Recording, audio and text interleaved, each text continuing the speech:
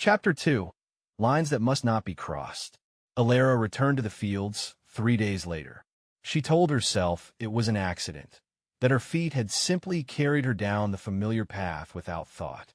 Yet her heart beat too quickly for lies. This time, she wore a cloak, its hood drawn low, as if fabric alone could hide her identity from the world. The fields buzzed with activity. Morning light shimmered across wheat stalks, and the air smelled of earth and effort. Alara lingered near the edge again, her gaze searching without permission. She found Luca bent over a broken plow. Relief washed through her, quickly followed by fear.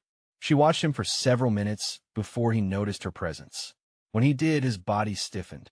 "You shouldn't be here," he said, standing upright. "I know," Alara replied. "I try to stay away." "Then why didn't you?" She had no answer. Instead, she asked, "Does the land ever feel endless to you?"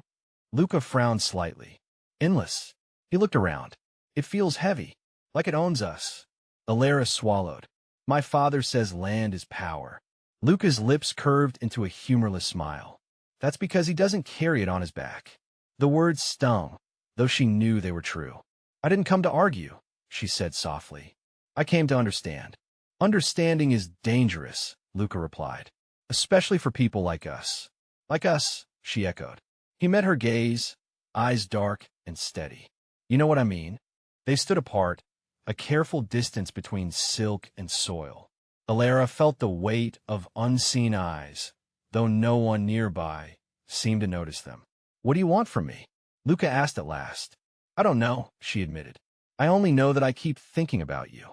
The honesty surprised them both. Luca looked away, jaw tightening. "That's a mistake." "Why?" she asked. "Because I'm not allowed to be thought about by someone like you." Alara stepped closer. "Who decided that?" "The world did," he said, "long before either of us had a say." A voice echoed from the far end of the field, an overseer calling for Luca. He flinched. "If they see us talking like this," he began. "I'll leave," Alara said quickly. "But please, just tell me one thing." He hesitated. "Do you think about me too?" Silence stretched painfully. Then Luca nodded once. "Yes," he said, "and that's why you must stop coming here." She wanted to argue, to insist that she could choose her own path. But the fear in his eyes stopped her. Not fear of her, but of what knowing her could cost him. "Understand," she whispered. She turned and walked away before her resolve shattered. That evening, Alara's mother summoned her to the parlor. The fire crackled, casting long shadows across velvet furniture. "Alara," Lady Montclair said gently, "your father has been approached by the Ardent family." Alara's chest tightened. "For what purpose?" "Marriage," her mother said plainly. "Their son is well-educated, wealthy, and respectable." Respectable. The word felt like a prison. "I'm not ready," Alara said. "You will never feel ready," her mother replied. "But duty does not wait for feelings." Later that night, Alara stood at her window, staring toward the distant fields. Somewhere beyond the darkness, Lucas slept, unaware of the cage slowly closing around her.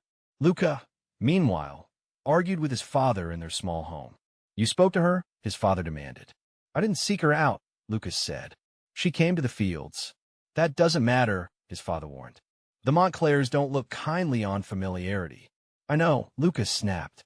"But she's not what they say she is." His father sighed. "That's the problem, son. If she were cruel, this would be easier." Luca lay awake long after, torn between longing and logic. He knew better than to dream. Yet dreams, once awakened, were difficult to silence. By the end of the week, Alara stopped.